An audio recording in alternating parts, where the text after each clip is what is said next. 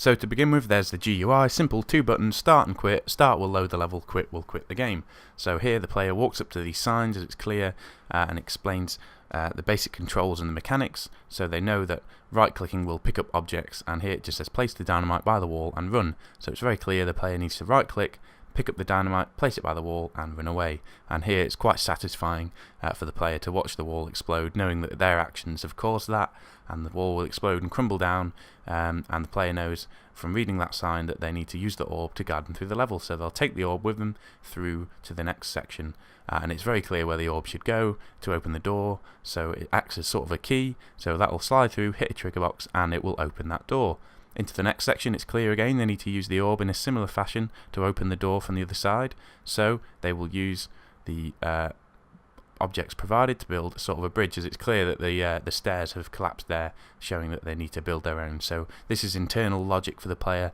Blue objects will mean that they can move them and interact with them. So creating the bridge, the player can simply walk up, place the ball into the ramp, and again it's quite satisfying watching the ball roll down, knowing that it will open the door due to their actions. So again, that is very satisfying to watch. You'll notice there's torches placed in obvious areas which will guide the player through the level, so if they're not sure where to go they can look out for a torch.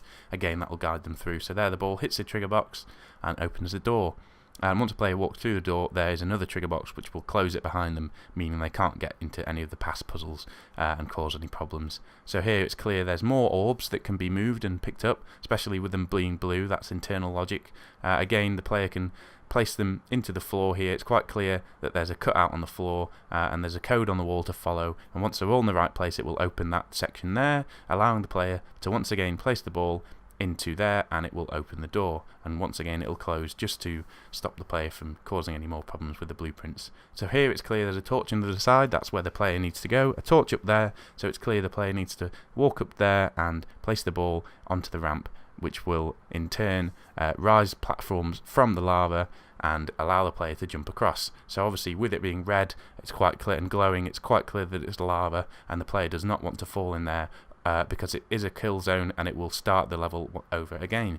So once the player has successfully rolled the ball down the ramp, all the lights will turn green, meaning all the platforms have risen up, and again they can walk up the stairs to the torch. There's a little riddle there. Basically you think, how am I going to get across there? However, you drop the ball into the lava and it will reveal the path. So basically there's an invisible ramp, the ball will roll down there again, quite satisfying to watch and follow, and into the trophy room, so the player can place the ball onto the plinth, and there the gold will rise from the plinth, and the player can press E to interact with that. And here there's a slight trap, so the player will have to be careful not to fall into the hole here and die in the lava. It's clear there's a key and it's glowing, so the player should go and collect that to open the door to escape. So there you can see the key going into the hood when they collect it, and it removes it from the hood once you hit the door there. So into the next section, there's a new feature here, which is a pressure plate, which is clear if the player stands on that it will make something happen. So it's clear they need to use the blue objects that they've used before to rise the platform up and take them through to the next section. So in this section there's more torches guiding the player, so they need to go down to the end there through the door, and a sign saying run and don't look back. And obviously you want to disobey, so you'll read the sign and you will look back and see a big boulder coming towards you which will hit you and kill you, or push you into that lava, which is another kill zone.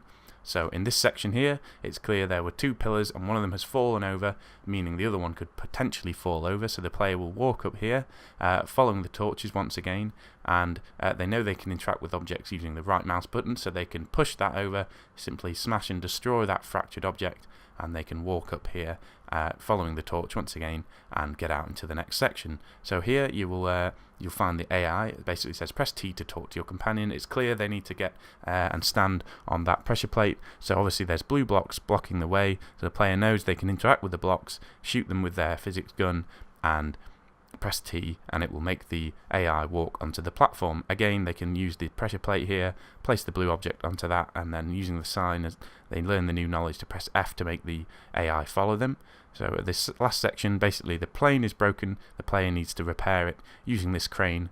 It's a basic crane that will pick up that engine from the kill zone again, which is that blue water is a kill zone. The player knows they can interact with objects, especially with that green glow showing them where to place it. So once they place it in, it'll snap to the plane, and finally they need to place the propeller onto the front of the plane and the level will be completed.